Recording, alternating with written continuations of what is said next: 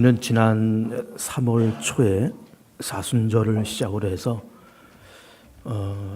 4월 달 들어서서 종려주일, 그리고 고난주간, 그리고 부활주일 이렇게 지나가면서 오늘은 그 부활주일 이후의 첫 번째 주일을 우린 지금 지나가고 있습니다. 부활 이후에 어떤 일들이 벌어졌는가라고 하는 것을 성경을 통해서 몇 가지를 이렇게 찾아보고 그 말씀이 우리 간에 주시고는 어떤 교훈 내지는 어떤 은혜가 무엇인가라고 하는 것을 살펴보도록 하겠습니다. 우선은 예수님께서 부활하신 다음에 가장 당황한 사람들은 유대 관원들이었습니다. 대제사장들, 백성의 장로들, 이 사람들이 당황하면서 이 문제를 어떻게 수습을 할까 고민을 하다가 예수님의 무덤문을 지켰던 군인들을 불러와서 큰 돈을 주면서 매수합니다. 그러면서 이렇게 약조합니다. 자, 이제 내가 이만한 돈을 너희들에게 줄 테니까 너희들은 이제 이 유대 사회에 거짓 소문을 퍼뜨려라. 예수의 제자들이 와서 그의 시신을 훔쳐다가 부활했다라고 거짓 소문을 퍼뜨리고 있다라고 그렇게 얘기를 해라. 그래서 이 군인들이 매수를 당한 채 그런 소문을 퍼뜨리면서 그런 소문이 유대 사회에 널리 퍼졌다라고 하는 것입니다. 그러나 예수님께서 부활하신 다음에 하루 이틀 세상에 계셨던 것이 아니고 40일 동안 세상에 계셨고, 그러면서 한두 사람에게 보이신 것이 아니라 베드로에게, 사도들에게, 야고보에게, 그리고 500여 형제들이 동시에 보는 곳에서 그렇게 예수님께서 나타나셨고, 그리고 바울의 고백처럼 만삭되어 태어난 자와 같지 않은 바울에게도 나타나셨다. 그렇게 말씀하시는 것을 보면 예수님께서 많은 사람들에게 그렇게 나타나신 것이 성경에 기록되어 있고, 그러면서 유대 관원들이 그런 거짓 소문을 퍼뜨렸지만 결국 예수님의 부활은 그것은 역사적인 사실로 확인되었고, 거기에 대한 목격자, 거기에 대한 증인들이 허다하게 많았다라고 하는 것을 우리 성경을 통해서 볼 수가 있습니다. 예수가 부활하신 다음에 몇 가지 일들이 벌어지는데, 첫 번째는 예수님의 제자들이 어쨌든 예수님과 3년 동안 한솥밥을 먹으면서 예수님의 가르침을 받고, 그리고 여기저기 다니면서 전도 사역을 하고 그렇게 했잖아요. 그러면서 예수님께서 부활하시고 우리를 위해서 죽으시고 부활하신 것까지는 좋았는데 이제 무엇을 어떻게 해야 될지를 몰랐던 겁니다. 그러면서 이 제자들이 다 고향으로 다 흩어져 나갔습니다. 그때 엠마오라는 고향을 갖고 있는 두 제자들이 그 엠마오를 향해서 이제 가면서 이 두 제자들이 아주 슬픈 기색을 띠면서 서로 이야기하면서 그 엠마오로 가는 길에 예수님께서 그들과 동행하면서 왜 당신네들은 그렇게 슬픈 기색을 띠면서 그렇게 가시오? 무슨 얘기를 하는 것입니까? 라고 물었더니 이 제자들이 사실은 예수님을 이제 몰라보고 하는 말이, 당신도 지금 보니까 예루살렘에서 오는 길 같은데 요 근자에 예루살렘에서 일어난 일을 모르느냐? 우리가 따랐던 그 예수라고 하는 분이, 우리는 그분의 제자였고 3년 동안 같이 있었는데 그분의 말과 일에는 능함이 있어서 그는 하나님께서 보내신 선지자이시고, 그리고 그가 이스라엘의 구원자라는 것을 우리가 믿고 있는데, 얼마 전에 유대 관원들과 백성의 장로들이 우리의 스승 예수님을 십자가에 죽이고, 사실은 오늘 아침에 여인들이 예수님의 시신을 살피러 가는 도중에 예수님께서 부활하셨다 그러는데, 부활하신 예수님께서 언제 어디에 가셨는지를 몰라서 우리가 이렇게 안타까운 마음을 가지고 고향으로 좀 가고 있습니다. 이런 얘기를 합니다. 그랬더니 예수님께서 그 부활하신 예수님이시죠. 제자들에게 하시는 말씀이, 어리석은 자들이요, 그리스도께서 고난받고 사흘 만에 부활해야 될 거를 왜 모르느냐. 그러면서 구약 성경을 낱낱이 이렇게 말씀하시면서 예수 그리스도의 고난, 예수 그리스도의 부활을 이렇게 말씀하시고 그 말씀을 풀어주니까 이 제자들의 마음이 아주 흥분되었다는 거죠. 그러면서 어느 음식점에 들어가서 식사를 좀 같이 하자 하면서 예수님이 권하고, 그러면서 음식이 나왔을 때 예수님께서 떡을 떼면서 제자들에게 축사하시고 주시니까 제자들이 그를 받아 먹으면서 눈이 떠져서 그동안 우리와 함께 몇 시간을 동행하고 여기서 같이 식사 자리에 있는 이 분이 부활하신 예수님과를 예수님이라고 하는 것을 그때서 알아봤는데 그 순간에 예수님께서는 살아셨다고 하는 겁니다. 이제 그런 일들이 있었고, 그 다음에 예수님의 수제자인 베드로는 나이가 많은 제자였고, 그 제자 공동체 가운데 수제자고, 그리고 아마도 예수님보다 나이가 더 많이 있었고 이미 결혼도 해서 가정도 있었던 그런 사람이었다고 볼 수가 있습니다. 베드로도 역시 예수님께서 십자가에 죽으시고 부활하신 이후에 무엇을 어떻게 해야 될지 몰라서 일단 고향으로 돌아갑니다. 그리고 갈릴리 바다에서 고기 잡는 일을 이제 계속 하고 있습니다. 그때 고기 잡는 베드로와 어부들 예수께서 찾아가시면서 예수께서 하시는 말씀이 너에게 고기가 있느냐? 그랬더니 없습니다. 예수께서 하시는 말씀이 그러면 배 오른편에 그물을 내려봐라 해서 그물을 내려서 고기를 잡았더니 고기가 153마리가 잡혔고, 평상시 그 정도 고기가 잡히면은 그물이 찢어질 것 같은데 그물이 찢어지지 않고 153마리를 다 잡았다는 겁니다. 그때 베드로가 예수님을 만나 보면서 저분이 예수님이시로구나, 부활하신 분이로구나 하면서 물속으로 뛰어들어서 첨벙첨벙해가지고 예수님에게 찾아왔다는 거죠. 예수님께서 떡과 고기를 구워서 조반을 잡수시면서 그러면서 예수님께서 베드로에게 질문하고 답변하는 내용이 오늘 요한복음 21장에 기록되어 있는 말씀인 겁니다. 요한의 아들 시몬아, 네가 나를 사랑하느냐? 그렇습니다. 내가 주님을 사랑하는 줄 주께서 아십니다. 네가 나를 사랑하느냐? 사랑합니다. 네가 나를 사랑하느냐? 사랑합니다. 그러면 내 양을 먹여라. 내 양을 쳐라. 이렇게 사랑하느냐 그렇게 질문하시고, 그리고 내 양을 쳐라, 내 양을 먹여라는 답변을 3번 반복하는 말씀을 우리는 지금 보고 있는 겁니다. 도마의 이야기를 해봅니다. 12제자 가운데 한 사람이 도마, 우리는 흔히 도마를 향해서 의심 많은 도마, 의심 많은 도마를 그렇게 얘기합니다. 그렇게 말하는 까닭이 예수님께서 부활하신 예수님께서 제자 공동체에 이렇게 오셨을 때 마침 거기에 도마가 없었다는 거죠. 그러면서 다른 제자들은 다 부활하신 예수를 만나고 다 기쁘고 다 그랬는데 도마가 그 자리에 없었는데, 다른 제자들이 도마에게 하는 말이 자, 우리가 부활하신 예수를 만났다. 그분이 어제 찾아오셨다. 그러니까 이 의심 많은 도마가 믿지 않는 겁니다. 그러면서 내 손가락을 예수님의 그 못 박힌 손가락 구멍에 내가 손을 집어넣고 그 옆구리 창자국에 내 손을 집어넣고 그래야 내가 믿을 수 있지, 그렇지 않으면 내가 믿을 수 없다 라고 했을 때 예수님께서 나타나셔서 도마야, 네가 보면서 나를 믿을 거냐? 내 손을 내밀어서 내 손자국에 손을 넣어보고 네 옆구리 창자국에 내 손을 넣어보라. 보고 믿지 말고 보지 않고 믿는 자가 복이도다. 그렇게 말씀하시고 거기에 따라서 도마는 감동받아서 나의 주, 나의 하나님 그렇게 고백을 합니다. 그러면서 지금 소개하고 있는 이 도마라든지 베드로라든지 이런 사람들이 부활하신 예수를 만나고 성령 받고, 베드로는 초대교회의 지도자가 되고 그리고 로마에 건너가서 십자가에 거꾸로 못 박혀서 죽는 순교를 하면서 그렇게 복음 전하는 일을 그렇게 감당을 합니다. 도마는 부활하신 예수 만나고 성령 받고 나서 인도로 가서 거기서 복음을 전하다가 거기서 순교합니다. 우리가 제2기념교회, 인도의 벵갈루에 제2기념교회 세우는데 그 벵갈루에서 이 동쪽으로 비행기를 한 시간, 자동차랑 서너 시간에 가면은 거기에 첸나이라는 도시가 있고, 그전에는 그 도시를 마드라스라고 그러고 지금은 첸나이라고 이름을 바꿨습니다. 그 첸나이에 가면은 거기에 도마의 기념교회 있고 도마의 무덤이 거기 아직도 그렇게 있습니다. 그러기에 예수님께서 33년을 사시고 그리고 3년 공생을 하시고 33년을 사시고 우리 위해서 십자가 죽으시고 부활하신 다음에 40일 동안 세상에 계시다가 그리고 마지막 승천하시면서 그 유명한 지상명령, 마태복음 28장 18절에 나와 있는 지상명령을 내리시고 승천하시는 장면이 나와 있습니다. 그 지상명령이 어떻게 되어 있는가 하면 마태복음 28장 18절 보면 이렇게 기록되어 있습니다. 예수께서 나와 말씀하 이르시되 하늘과 땅의 모든 권세를 내게 주었으니 그러면 너희는 가서 모든 민족을 제자로 삼아 아버지와 아들과 성령의 이름으로 세례를 베풀고 내가 너희에게 분반 모든 것을 가르쳐 지키게 하라. 볼지어다 내가 세상 끝날까지 너희와 항상 함께 있으리라 하시니라. 이게 말씀을 하시고 있는 겁니다. 그러면 40일 동안 세상에 계셨다가 그런 지상 명령을 내시고 승천하십니다.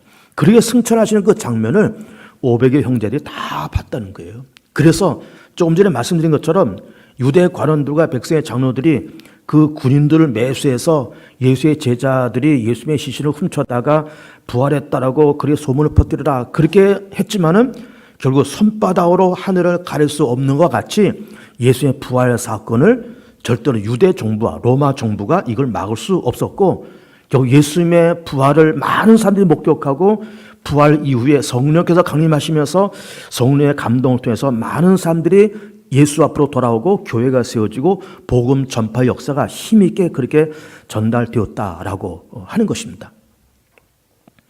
자, 예수의 부활 이후에 성경에 기록되는 몇 가지 사건들을 이제 여러분들에게 소개를 해드렸고, 그러면 예수님의 부활 사건 이후에 우리는 무엇을 가져야 될 것인가 라고 하는 것을 두 가지로 정리를 해서 말씀을 드려봅니다. 첫 번째는 믿음이에요. 기독교의 중심적인 메시지가 믿음이 있잖아요. 그래서 구약의 하박국서에서 나오는 그 말씀처럼 오직 의인은 믿음으로 말미암아 살리라. 로마서에서도 오직 의인은 믿음으로 말미암아 살리라. 그러면서 마음으로 믿어 의에 이르고 입으로 시인하여 구원을 받는다고 하는 이 믿음이라고 하는 교리는 기독교에서 성경에서 굉장히 중요한 그런 교리인 거예요. 그런데 그러면 성경에서는 기독교는 일방적으로 어떤 사실과 사건을 우리한테 보여주면서 무조건 이건 믿으라고 그러는데, 그럼 우리가 믿는다고 하는 그 대상, 믿는다고 하는 어떤 사건, 믿는다고 하는 어떤 실체가 이게 정말 과연 이게 사실이냐, 이런 생각과 이런 의문을 던져본 겁니다. 그런데 기독교에서 없는 것을 믿으라 그런다든지 아닌 것을 믿으라 그런다고 하면 기독교는 사이비 종교죠. 그리고 기독교는 사기를 치고 있는 거예요. 없는 것을 믿으라 그런다 하든지 아닌 것을 믿으라 그런다 그러면은, 그러면서 우리가 믿는다고 하면서 교회를 다닌다 그러면은 우리는 가장 불쌍한 자고 우리는 지금 헛일을 하고 있는 거예요. 그런데 성경에서 말씀하시는 모든 것은 그것이 아닌 것이 아니고 없는 것이 아니고 거짓도 아니고 있는 사실을 있는 그대로 엄연히 존재하는 그 사실, 엄연히 존재하는 그 팩트를 우리 가운데 말씀을 해 주시고 있고, 그거를 믿어라, 이것을 인정해라, 그렇게 말씀을 하시고 있는 거예요. 하나님이 살아계신 것, 이게 사실이니까, 이게 팩트니까 이거를 믿어라, 이것을 인정해라. 하나님의 말씀으로 천지 만물을 창조하신 것이 사실이니까 이걸 믿어라. 인간은 하나님의 피조물이고 그러나 죄권에 빠져서 죽을 수밖에 없는 존재인데, 그 죽어서 지옥 갈 수밖에 없는 그런 존재인데 이거를 믿어라, 이거를 시인해봐라, 이걸 알아라, 그렇게 말씀을 하시는 겁니다. 하나님의 아들 예수 그리스도께서 하나님의 아들이신데 이 땅에 오셔서 우리의 허물과 죄를 담당하시고 십자가로 죽으셔서 그를 부활하셨는데, 그의 죽음을 통해서 우리의 죄의 문제가 정리되고 그의 부활하심을 통해서 죽음의 문제가 정리되고 사단을 정리했으니, 그 예수가 하나님의 아들이요 동시에 하나님이요 내 죄와 온 인류의 죄를 대신 담당하시고 죽으셨다는 사실을 믿고 그 부활하셨다는 사실을, 그것이 사실이니까 믿어봐라 라는 말씀을 우리 가운데 하시고 있는 겁니다. 아닌 것이 아니고 없는 것을 믿으라고 하는 것이 아니고 있는 것을, 사실을 믿으라고 말씀하신 것이 이 기독교의 내용인 겁니다. 엄연히 존재하는 사실, 예수님의 부활도 엄연히 존재하는 사실이고, 예수님께서 부활하셔서 40일 동안 세상에 계셨다가 승천하셔서 하나님 보좌 우편에 앉아 계시다가 마지막 이 세상을 심판하시러 오실 그것도 사실이니까 이거를 믿어라 라고 말씀하신 것이 이 기독교의 진리고 기독교의 핵심인 것입니다. 그러면서 성경에서는 믿음을 우리 가운데 강조하시고 있고, 그러면서 말씀드린 것처럼 오직 의인은 믿음으로 말미암아 살리라 말씀하시고 있고, 마음으로 믿어 의에 이르고 입으로 시인하여 구원받는다고 하는 이 믿음을 얘기하고 있으면서, 동시에 성경은, 기독교는 없는 것을 믿으라고 말씀하신 것도 아니고 아닌 것을 믿으라고 말씀하신 것이 아니라 있는 그 사실, 엄연히 존재하는 그 사실, 그 팩트를 우리 가운데 말씀하시면서 이거를 알아야 되고 이것을 믿어야 된다는 말씀을 하시고 있는 거예요. 그런데 우리는 믿음 이런 얘기를 좀 하고 있지만은, 믿음이라고 하는 것이 어떤 감정의 이야기를 한다든지 어떤 기분을 얘기하는 것이 절대로 아닌 겁니다. 우리 예수 믿는 우리 교인들에게 또 이제 세례를 받을 때 세례 문답을 하잖아요. 세례 문답하고 올라와서 여기서 세례를 주고 그러는데, 세례 문답할 때 제가 늘 빼놓지 않고 질문한 내용이 있습니다. 예를 들어서 어떤 분에게 이제 교회 등록하고 예수 믿고 이제 세례 공부도 했고, 그래서 이제 조만간 이제 올라와서 세례를 받아야 될 텐데 그 세례 문답하면서 제가 뭐라고 늘 질문을 던지는가 하면은 자, 교회 다닌 지 얼마나 됐습니까? 그러면서 교회를 다니고 예배를 드리고 예수를 믿으니까는 변화된 것이 무엇이 있습니까? 그런 질문을 제가 늘 드려요. 그러면 이제 어떤 분들은 예수 믿어서 구원받아서 감사합니다. 예수 믿어서 참 죄사함 받아서 감사합니다. 그런 질문, 그런 답변도 하긴 하지만 공통적으로 답변하는 말이 뭔가 하면은 교회를 다니니까 예수 믿고 교회를 다니까는 마음이 편해졌다는 거예요. 예배를 드리면서 마음이 편해졌다는 겁니다. 근데 그 말이 맞기는 맞지만 그럼 믿음이라고 하는 것이 마음이 편안해지고 어떤 기분의 문제고 감정의 문제일까? 예수 믿으면 마음이 편안해지기 위해서 예수 믿는 것일까? 감정이 편안해지기 위해서 예수를 믿는 것일까? 물론 그럴 수 있습니다. 그게 아니란 건 아니지만 예수 믿어도 감정도 좋아지고 기분도 좋아지고 마음이 편안한 건 좋은 거지만 내가 사실은 궁극적으로 원하는 그 답변이 뭔가 하면은 예수 믿어서 구원받은 것이 감사합니다라는 그 답변을 얻고 싶은 거예요. 왜 그런가 하면은 믿음이라고 하는 문제는 기분의 문제가 아니고 감정의 문제도 아닌 겁니다. 믿는다고 하는 것은 생사의 갈림길이 바로 믿음의 문제이고 믿음은 살고 죽는 문제입니다. 살고 죽는 문제. 여러분 예를 들어보면 어떤 사람이 한여름에 일을 하면서 땀을 뻘뻘 흘리면서 일을 했습니다. 그러면서 목이 말라서 이렇게 숙소에 들어왔더니 한 대접에 물이 있어요. 시원한 물이 있습니다. 그래서 이 시원한 물을 목이 마르는 차에 이거를 잡아서 벌컥벌컥 들이키려고 할 때 어느 누군가가 와서 안 돼. 그거 먹으면 안 돼. 너 지금 목 말라서 물을 먹고 싶겠지만 이 물이 지금 이 속에 쥐약이 들어있어. 쥐약이 섞여 있는 물이야. 누가 그렇게 말을 했다고 쳐보세요. 근데 그렇게 말을 하는 분이 전혀 모르는 사람도 아니고 내가 어려서부터 존경하고 신뢰할 만한 그분이 그런 얘기를 하는 거예요. 근데 그렇게 말씀하는 그분이 내가 어려서부터 아는 분이고 이분이 허튼 말이나 헛소리나 지나가는 말을 할 분이 아닌데 목마른 내가 물을 마시기 위해서 여기 왔는데 그걸 마셔라라고 말씀할 만한 분인데 이걸 먹지 말라는 거예요. 근데 그렇게 말씀하는 분이 내가 처음 본 사람도 아니고 내가 어려서부터 신뢰하고 존경하는 그 사람이 이걸 먹지 말라는 거예요. 그래서 정말로 이분은 실없는 말을 할 분이 아니기 때문에 이것이 지금 쥐약에 섞여 있는 물이니까 이걸 먹지 말자면서 먹고 싶은 마음이 있지만 이걸 먹지 않았다고 쳐보았어요. 그런 사는 거예요. 그런데 이분이 내가 좀 오래전부터 알던 분인데 왜 이분이 왜 이런 말을 하지? 좀 나이가 들더니 좀 실성하셨나? 좀 판단력이 좀 흐려지셨나? 하면서 그걸 무시하고 이거를 벌컥벌컥 들이마셨다고 쳐보세요. 그러면요 어떻게 되는 걸까요? 죽는 거예요. 그러니까 믿음이라고 하는 문제가 감정적인 문제도 아니고 기분의 문제도 아니고 믿느냐 안 믿느냐에 따라서 생사가 갈라지는 그런 일이 벌어지는 겁니다. 믿으면 살고 안 믿으면 죽는 거예요. 믿으면 기분이 좋아지고 안 믿으면 기분이 나빠지고 그 정도가 아니라 마음이 편해지고 마음이 불편해지고 그 정도가 아니라 믿음이라고 하는 것은 생사를 가르는 살고 죽는 문제입니다. 그래서 우리는 3월 초부터 시작된 사순절 그리고 우리는 고난주간 그리고 종료주일 부활주일 이렇게 지나가면서 오늘 부활 이후 첫 주일 이렇게 지나가면서 성경은 우리 가운데 있는 그 사실, 엄연히 존재하는 그 사실을 믿으라고 말씀하시는 거예요. 하나님이 살아계시니까는 이게 사실이니까는 믿어라. 하나님의 아들 예수가 2000년 이 땅에 와서 너를 위해서 죽으셨는데 네 죄 때문에 죽으셨는데 그리고 부활하셨는데 그 사실을 네가 의심 없이 믿어봐. 그렇게 내가 믿을 때 무슨 일이 벌어질까요? 사는 일이 벌어지는 거예요. 사는 일. 그러면 믿음이라고 하는 거는 감정의 문제도 아니고 기분의 문제도 아니고 믿음은 생사를 가르는 분수령이 바로 믿음이다라고 하는 것입니다. 두 번째는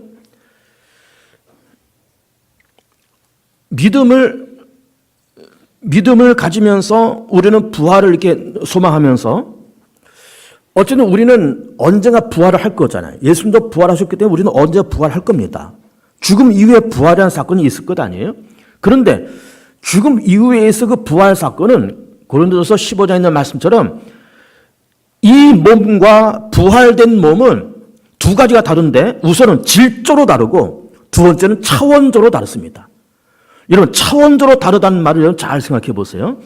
우리는 이렇게 몸이 이렇게 있어서 우리는 3차원의 세상에 이렇게 살면서 우리는 이 3차원이라는 이 차원을 벗어날 수가 없습니다. 시공을 벗어날 수가 없다 그 말이에요.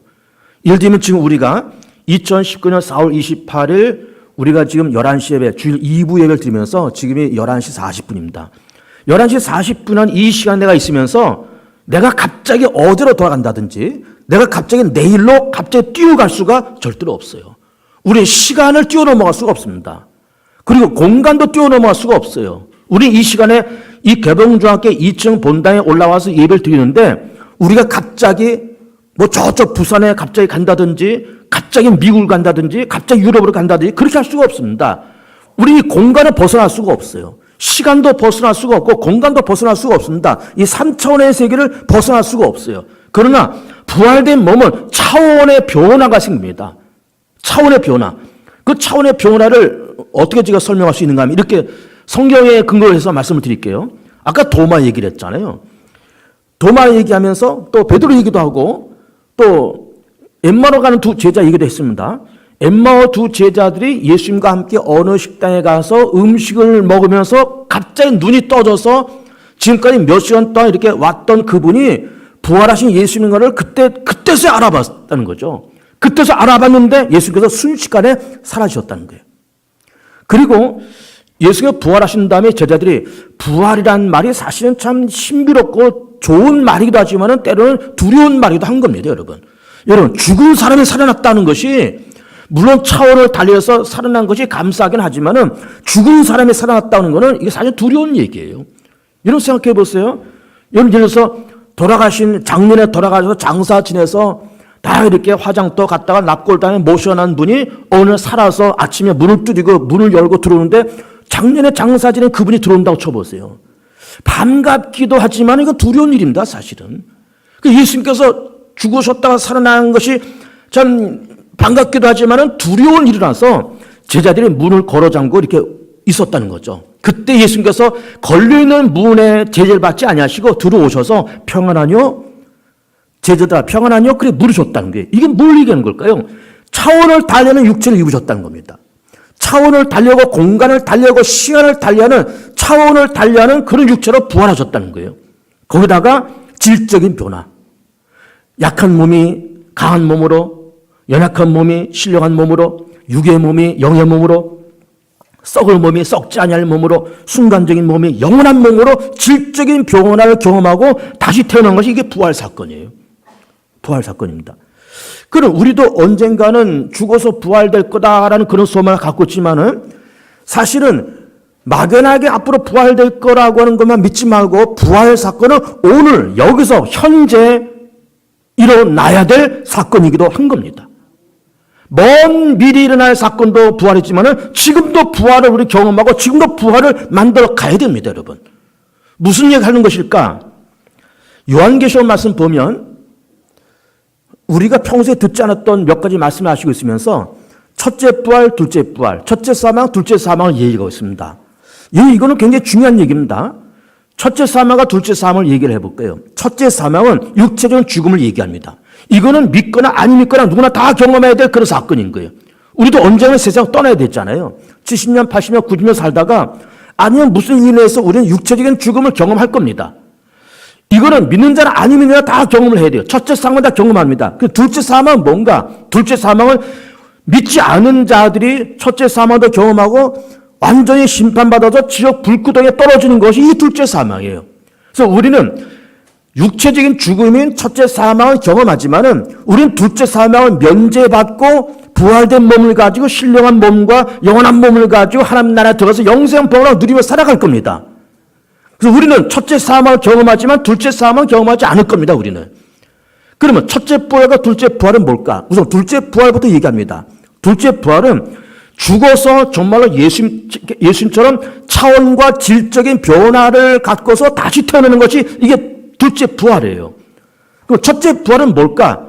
지금 여기서 죽기 전에 하나님 나라에 가기 전에 지금 여기서 부활을 경험하고 부활을 만들어가는 것이 첫째 부활입니다. 예를 들면 어떤 사람이 세상에 소망도 없이 희망도 없이 세상을 비관하고 세상을 저주하면서 우울증에 빠지고 자살 충동까지 느끼고 그런 사람이 어느 날 성령 받아서 예수 믿고 내가 예수 믿을 때는 구원받았다는 그런 믿음을 갖고 정말 즐거운 마음을 가지고 정말 기쁨으로 세상을 살기 시작했다. 이게 첫째 부활입니다. 이게 첫째 부활이고 이것이 첫째 부활을 경험하는 것이고 그런 첫째 부활을 만들어 가는 거다 그 말이에요. 어느 가정이 서로 남자와 여자가 등을 돌리고 자식들도 다 뿔뿔이 흩어지고 그러면서 그 집안이 그야말로 콩가루 집안이 되었습니다. 근데 어느 날 하나님께서 그 가정 불쌍히 여겨서 성령을 부으시면서 서로 부부간에 화해를 하고 부모와 자식 간에 화해를 하고 흩어졌던 가족이 돌아와서 오손도손 행복하게 재미있게 잘 산다 그러면은 그것도 첫째 부활인 겁니다. 어떤 사람이 몸에 병이 걸려서 사형 선고 받아서 오늘 내일 하고 있는데 정말로 예수 믿고 정말 기도하고 맑은 물 마시면서 금식하며 기도하고 또 맑은 물 마시면서 금식하며 기도하면서 부르짖고 살려달라고 고쳐달라고 주님께서 내게 생명을 주시고 다시 고쳐주시면 내가 또 주를 위해서 이렇게 살겠다고 결단했더니 하나님께 그를 불쌍히 여겨서 정말 기적적으로 치유하시면서 치유되고 나온 다음에 정말 제2의 새로운 인생을 살아간다 그러면 그것도 역시 첫째 부활을 경험을 하고 있는 거예요. 어떤 사람은 늘 세상을 살면서 원망과 불평이 있습니다. 하나님을 원망하고 세상을 원망하고 모든 것이 다 비관스럽고 부모를 원망하고 부모를 등지고 그러다가 어느 날 성령 받고 나서 모든 것이 다 감사하게 보여지는 거예요. 부모를 쳐다봐도 감사하고 자기 직장을 찾아도 직장 와도 감사하고 아이들이 학교 갔다가 다시 돌아오는 그 모습 봐도 감사하고 그전에는 내가 월급을 왜 요것밖에 못 받나? 나는 왜 이렇게 생겼는가? 내 부모는 왜 이렇게 가난한가? 그러면서 부모를 향해서 자기 인생과 운명에서 저주하고 그랬던 사람이 예수 믿고 모든 것이 다 감사하고 비록 반찬 한 가지 두 가지밖에 없지만 그 소찬 놓고 감사하고 아이들 끌어안고 감사하고 부모를 보면서 감사하고 월급을 많이 주지 못하는 그 직장이지만 주께서 이런 직장 내게 주신 것도 감사하면서 정말 감사를 회복했다 그러면은 그것도 역시 첫 번째 부활을 경험을 하고 있는 겁니다. 그 첫 번째 부활을 경험하는 여러분들이 꼭 되실 축복해요. 나중에 죽어서 나도 예수님처럼 질적인 변화 차원적인 변화하면서 그때 부활하자. 물론 그것이 영원한 부활이고 진짜 부활이지만은 오늘 여기서 우리가 사는 모든 삶의 현장 속에서 첫 번째 부활을 경험하고 첫 번째 부활을 만들어간 여러분들이 꼭 되셨으면 좋겠습니다. 그래서 가정이 회복되고 직장이 회복되고 교회가 회복되고 삶의 기쁨이 회복되고 감사가 회복되고 모든 게 즐겁고 소망이 있고 그런 삶으로 변화되는 것 이것이 바로 첫 번째 부활이요. 그 첫 번째 부활을 경험하고 만들어가고 누리면서 살아가는 복 있는 성도들 되시기를 축복합니다. 우리 합심들 같이 기도하면서